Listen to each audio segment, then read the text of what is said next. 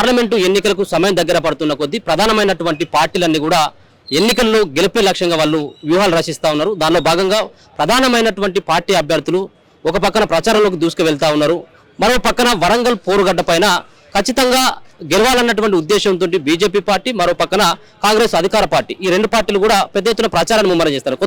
ఎంతో కొంత ఇక్కడ బీఆర్ఎస్ పార్టీ కొంత వెనుకంజలో ఉన్నట్టుగా చెప్పొచ్చు. ఇక్కడ ఉన్నటువంటి చాలా మంది పబ్లిక్ యొక్క ఒపీనియన్ అంటే వాళ్ళు ఏ పార్టీ వైపు వెళ్ళేటువంటి అవకాశం ఉంటుంది, కేంద్రంలో ఎవరు ప్రధాని అయితే బాగుంటుంది అన్నటువంటి అంశాలను కూడా ఒకసారి తెలుసుకున్నటువంటి ప్రయత్నం అయితే చేద్దాం. ఒకసారి చూద్దాం, ఇక్కడ కొంతమంది అభిప్రాయాలు కూడా అడిగేటువంటి ప్రయత్నం అయితే చేద్దాం. కాకా బాయేనా? ఎట్లా ఉన్నది ఇక్కడ పొలిటికల్ ఎట్లా ఉన్నది? బాగుంది ఎందుకంటే ఒకరి తర్వాత ఒకరికి చాలా బిజీ ఉంది అంతా. ఇదేంటే అదుపు లేకుంటే ఏ పార్టీ అయినా కూడా అందుబాటులో ఉన్నట్టు పబ్లిక్ లో అందుబాటులో, కానీ అందుబాటులో పబ్లిక్ కి పనులు చేసే రాజకీయం ఉన్న ప్రభుత్వం రావాలి కంపల్సరీ. తర్జన ఉన్నది, ఒకరి తర్వాత ఒకరు ఉన్నారు. ఇటు టీడీపీ అన్నట్టుగా అక్కడ ఎట్లున్నదో ఇక్కడ కూడా బీజేపీ, కాంగ్రెస్, జనతా పార్టీ చాలా బాగుంది ఇక్కడ. ఇప్పుడు అంటే ప్రధానిగా ఎవరు కావాలి అన్నటువంటి ఎన్నికలు ఇవి, ఎవరైతే బాగుంటుందని చెప్పేసి నువ్వు అనుకుంటావు? ఇప్పుడు ఏంటంటే మన దేశాన్ని ఇప్పుడు ఎట్లా ముందుకు తీసుకుపోయినట్టు నరేంద్ర మోడీ గారు ఉన్నారు కదా, ఆయన ఇప్పుడు కొన్ని మంచి పనులు చేస్తున్నారు. అంటే కానీ చేస్తున్న యువతులకు కావాల్సింది ఏంటంటే జాబు కావాలి, కంపల్సరీ జాబు కావాలంటే అంత నిరుద్యోగులు చాలా మంది ఉన్నారు. ఒక్క ఇంటికి 4-5 ఉన్నారు. ఇప్పుడు చాలా మంది ఎందుకంటే అందుబాటులో ఉండవు ఉద్యోగులు కావాలి కాబట్టి వాళ్ళకు ఏదైనా ఉపాధి అది ఉన్నట్టు ఇలా చాలా మంచి ఫ్యాక్టరీలు అని అదని మంచి అవి అందుబాటులో ఉన్న ట్రైన్లు అని అదని చూపిస్తున్నారు టీవీలో. కానీ అదే కాకుండా కూడా యువతకు కూడా కావాల్సింది ఏంటిది, ఒక ఇంటింటికి ఒక ఉంది. ఇప్పుడు సార్ ఏం చేస్తాను, మోదీ గారు ప్రతి మనకు చాలా అన్ని చేస్తున్నారు, కరెంట్ ఇచ్చిండు, అది ఇచ్చిండు, కానీ లాట్రిన్ అని అదని చాలా ముందు తీసుకుపోతున్నారు. కానీ కావాల్సింది ప్రస్తుతం అందరు, కానీ ఇప్పుడు జనాభా బాగా పెరిగిపోయింది కాబట్టి కంపల్సరీ ఇంటింటికి ఒక జాబ్ అనేది ఉంటే వాళ్ళ కుటుంబం కొంచెం అది ఉంటుంది అని నేను మనవి చేస్తున్నా. మనకు కావాల్సిన ప్రజలు, ఎందుకంటే ప్రజలకు మా పని చేసే ప్రభుత్వం రావాలని నేను కోరుకుంటున్నా.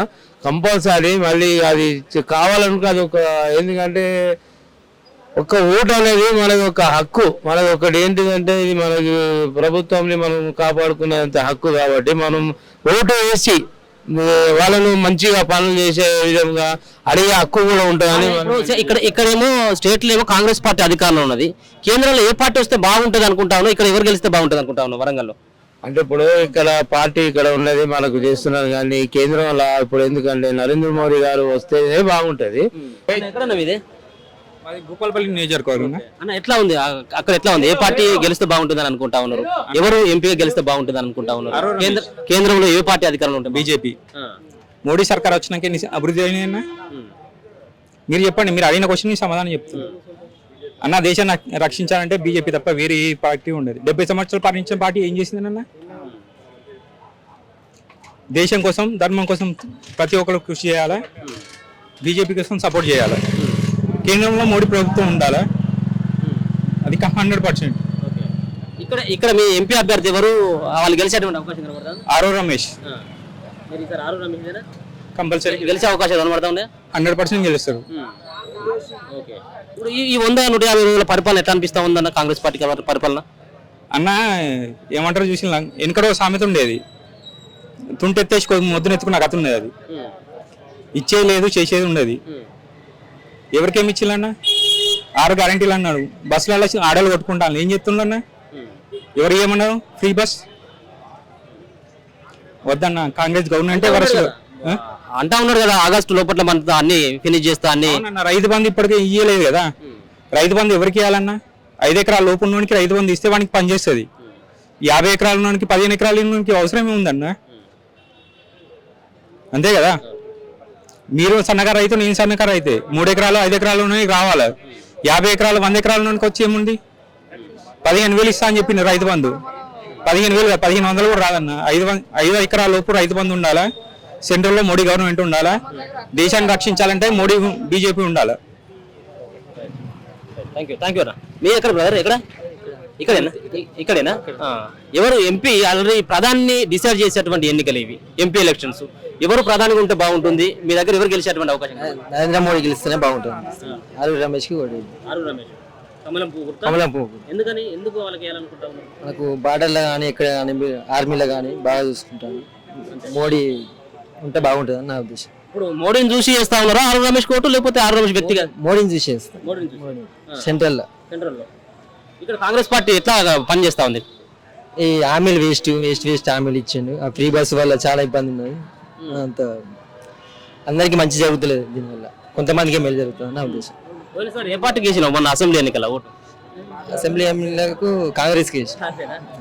ఎందుకు మరి ఇప్పుడు మళ్ళీ ఒకసారి కాంగ్రెస్, ఇప్పుడు మళ్ళీ బీజేపీ పార్టీ ఎందుకని అట్లా? అంటే చేంజ్ ఉన్నది, అంటే పరిపాలన బాగాలేదు.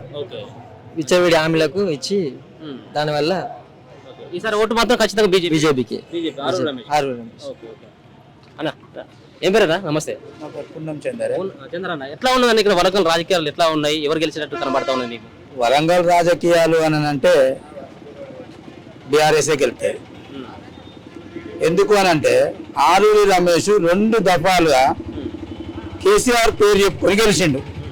ఇలా వాళ్ళ స్వార్థం కోసం, వాళ్ళ అవకాశం కోసం వాళ్ళు బీజేపీలో పోయి బీజేపీ నిలుచున్నారు. కాబట్టి కారే గెలుపుతుంది. కేసీఆర్ పాలన చాలా బాగుంది. కాంగ్రెస్ ప్రభుత్వం 4 నెలలు అవుతుంది. ఏం చేశారండి? గ్యారంటీలు అన్నారు. ఏం గ్యారంటీలు ఇచ్చిండు? ఒక్క బస్సు మాత్రం ఫ్రీ పెట్టింది. కరెంటుది అంతే ఉన్నది. విద్యా వికాసం అన్నారు. ఏమన్నా విద్యార్థులకు ఏమైనా చేసిండా? 5 లక్షలు ఫ్రీ అన్నారు. ఏమీ చేయలేదు. పోనీ ఇందిరమ్మ రాజ్యం అన్నాడు. అదే మా కేసీఆర్ గారు ఆయన డబల్ బెడ్రూమ్లు కట్టించిండు బస్ స్టాండ్ దగ్గర. అవి ఇవ్వచ్చు కదా, అవి ఎందుకు ఇస్తలేడు? ఇప్పుడు అంటే ప్రధాని ఎన్నుకున్నటువంటి ఎన్నికలు ఇవి. అంటే ఎంపీగానేమో మీరేమో బీఆర్ఎస్ పార్టీ గెలిస్తే బాగుంటుంది అనుకుంటా ఉన్నారు. ఎందుకు దానివల్ల ఇప్పుడు తెలంగాణ రాష్ట్రంలో అధికారం లేదు, ఒక పక్కన దేశంలో కూడా అధికారం లేదు. ఎందుకు బీఆర్ఎస్ చేయాలనుకుంటా ఉన్నారు? ఎందుకు బీఆర్ఎస్ అంటే పరిపాలన అనేది బాగుండేది మాకు.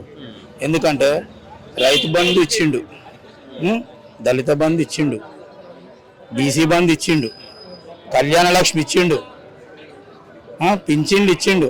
200 ఉన్న పింఛన్లు 2000 చేసిండు. ఏం కావాలి ఇంకా? వీళ్ళు ఏం చేస్తాను? 2000 కాదు 4000 చేస్తా అన్నాడు. చేసిండా? చేయలే కదా. అందుకనే బీఆర్ఎస్ ప్రభుత్వము ఇప్పుడు ఈ ఎంపీలల్లో కేసీఆర్ నిలబెట్టిన.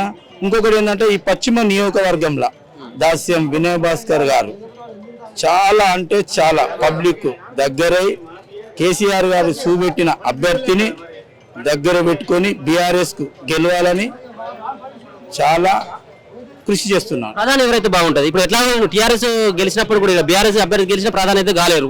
ఇవాళ కేసీఆర్ కేటీఆర్ కాలేడు. ప్రధాని ఎవరుంటే బాగుంటుంది? ప్రధాని అనేది సరే, అక్కడ గవర్నమెంట్ మన ప్రధాని అంటే మోడీ ఉంటేనే బాగుంటుంది మా ఆలోచన. ఎందుకని కాంగ్రెస్ ఎందుకు ఉండదు అనుకుంటా? కాంగ్రెస్ అని అంటే ఇప్పుడు 4 నెలల్లోనే ఏం చేయలేదు. ఇంతకు ముందు 50 సంవత్సరాలు చేసిండు. మరి ఏం చేసిండు? ఏం చేయలే. అంతా వేస్ట్. పరిపాలన వేస్ట్. మోడీ పరిపాలన కొద్ది గొప్ప బాగానే ఉన్నది. వాళ్ళు కూడా ఇద్దరే. కాకపోతే ఏంటి అని అంటే కొంచెం బెటర్. కేంద్రంలో ఎవరు అధికారంలోకి వస్తే బాగుంటుంది? మోడీ బాగుంది. ఎందుకని మోడీ రావాలి? మోడీ చాలా మంచి పనులు చేసిండు, చాలా చేసిండు. అందరికి తెలుసు అది. ఏం చేసిన అనేది కొద్దిగా తెలుసు, నాకు ఎక్కువ తెలియదు. కావాలంటే మోడీ చాలా మంచి పనులు చేసిండు. చాలా అంటే చాలా చేసిండు. ప్రధాని మోడీ ఉండాలి. ఆయనే మన ప్రధాని కాదు, హనుమంతుడు. ఆయన చాలా హనుమంతుడు. ఎందుకంటే మనకు రామ జన్మభూమి తెచ్చింది ఆయనే, రాము నిలబెట్టింది ఆయనే ఫస్ట్. మనకు దేశానికి హనుమంతుడు ఆయనే. ఆయన ఉన్నాకనే అందరు ఉంటారు. అది మాత్రం నిజం. ఇక్కడ బీఆర్ఎస్ పార్టీ నుంచి సుధీర్ కుమార్, కాంగ్రెస్ పార్టీ నుంచి కావ్య, ఆరూరు రమేష్ ఏమో బీజేపీ పార్టీ నుంచి నిల్చున్నాడు. ఎవరు గెలిచినట్టు కనబడతా ఉన్నది? మాకైతే టీఆర్ఎస్ వస్తుంది. మోడీ ఏమో అక్కడ రావాలి, ఇక్కడ మాత్రం టీఆర్ఎస్ కావాలి. మా వాడే వస్తాడు. సుధీర్ కుమార్ గెలుస్తాడు. సుధీర్ కుమార్ కంపల్సరీ గెలుస్తాడు. సుధీర్ కుమార్ అంటే మాకు చాలా అభిమానం. చాలా చేసిండు కేసీఆర్, మాకు చాలా అభిమానం చేసిండు. చాలా చేసిండు. ఎందుకంటే అన్ని ఇచ్చిండు. ఏది కరెంట్ ఇచ్చిండు, నీళ్ళు ఇచ్చిండు, దళిత బంధు ఇచ్చిండు, అన్ని ఇచ్చిండు. ఇంతవరకు ఇప్పుడు ఉన్న సీఎం సారు, ఆ సారు ఏమి ఇవ్వలే. ఏం చేసిండు? కరెంటు ఫ్రీగా ఇచ్చినా అన్నాడు, ఏం ఇవ్వలే. గ్యాస్ ఇచ్చినా అన్నాడు, 1000 రూపాయలు తీసుకుంటాడు, 500 అకౌంట్లో పడతాయి అన్నాడు. అదే 500 ఇవ్వచ్చు కదా మాకు. మరి ఎందుకు ఇస్తాడు? దేనికి ఇస్తాడు చెప్పండి? 500 గ్యాస్ అని చెప్పిండు, 500 తీసుకోవాలి. మళ్ళీ 500 అకౌంట్ వేసుడు ఎక్కడిది? మరి ఎందుకు చెప్తాండి ఇట్లా? బూటకం కాంగ్రెస్ నమ్మకం లేదా కాంగ్రెస్? నమ్మకం లేదు. అక్కడ ఆయన ఉండాలి, ఇక్కడ ఈయన ఉండాలి. ఏం పని చేస్తారన్నా? మేస్త్రి పని చేస్తారు. ఎట్లా ఉన్నదన్న ఇక్కడ? ఏ పార్టీ గెలిచినట్టు కనబడతా ఉన్నది ఇక్కడ? ఏ పార్టీ గెలుస్తుంటే మేధావులందరూ ఎన్నుకున్న పార్టీ గెలుస్తుంది. మేధావులంతా ఎన్నుకున్న పార్టీ ఏంటంటే మీకు తెలిసి ఉన్నది వచ్చింది. గత పార్టీ దొరల పార్టీ అని అందరూ తెలుసుకున్నారు. కమ్మిన్లు ఇప్పుడు ఎవరి పైసలతో వాళ్ళు తీసుకోమంటారు. నేను చెప్పిన ఒకటే, నువ్వైనాయేవు, నా కొడుకు అయినాడు. నా కొడుకు జరిగిన అన్యాయాలు గమనించి వాళ్ళు చూసుకుంటారు.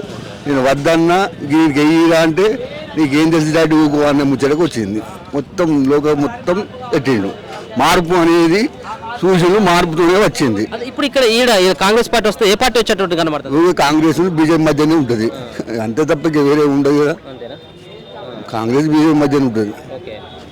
మీరు అంటే ఏ పార్టీ వైపు వెళ్ళేటువంటి అవకాశం కనబడుతుంది? నేను ఏ పార్టీ ఎవరి పైసలు తీసుకుంటా, నా డబ్బులే అవన్నీ, అంతే. నేను కట్టిన పైసలే నేను తీసుకునేది ఖాయమే. ఇప్పుడు కేంద్రంలో ఏ పార్టీ వస్తే బాగుంటుంది? కేంద్రంలో అందరూ అంటారు మోడీ వస్తే బాగుంటుంది అని అందరూ అనుకుంటారు. నేనేమనుకున్నానంటే ఒక కాంగ్రెస్ ఒక 7 ఇస్తే తెచ్చే నిధులను తెస్తాడని మా కోరిక. కాంగ్రెస్ పార్టీ ఎంపీలు గెలిచేది నిధులు వస్తాయి, నిధులు వచ్చే ఆలోచన ఉంటుంది అంతే.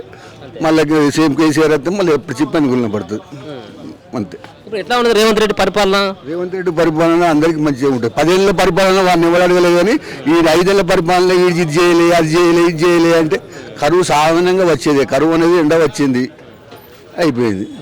కరువు అనేది వస్తుంది, పోతుంది. నమ్మకం ఉందా ఈ 6 గ్యారెంటీలు అమలు చేస్తారని? అన్నీ చేస్తాడు. 6 గ్యారెంటీలు కాదు అని అన్నీ చేస్తాడు. 10 ఏళ్ళు ఓపిక పట్టాలి. ఇప్పుడు వీళ్ళు ఏం చేసిందో చూసినప్పుడు ఒక్కొక్కటి తీసుకుంటూ వస్తలేడా? చరిత్ర బయటికి తీస్తాను కదా, కుంభకోణం చరిత్ర. కాంగ్రెస్ పార్టీ నుంచి ఎవరు నిలబడ్డారు ఎంపీగా? కాంగ్రెస్ నుంచి కడియం కావ్య అనేది అంతా వాళ్ళు కూడా ఇప్పుడు నేను చెప్పిన వాళ్ళ అటు ఎటు పై రాజకీయ నాయకులు నమ్మేది లేదు. రాజకీయ నాయకులు నమ్మేది లేదు. కాంగ్రెస్ పార్టీ గెలుస్తుంది అంటే ఏదున్నా చెప్పిన కాంగ్రెస్ బీజేపీ మధ్యనే టఫ్, వాళ్ళిద్దరి మధ్యనే ఉంటుంది.